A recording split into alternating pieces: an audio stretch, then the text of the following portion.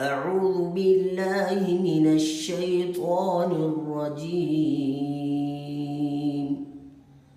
ادع إلى سبيل ربك بالحكمة والموعظة الحسنة وجادلهم بالتي هي أحسن إن ربك هو أعلم بمن ضل عن سبيله وهو أعلم بالمهتدين.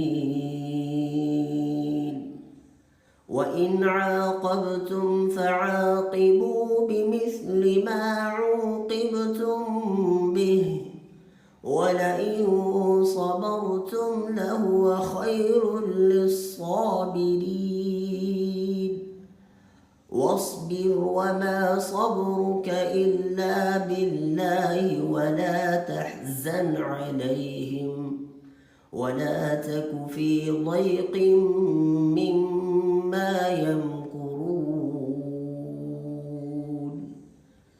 إن الله مع الذين اتقوا والذين هم محسنون.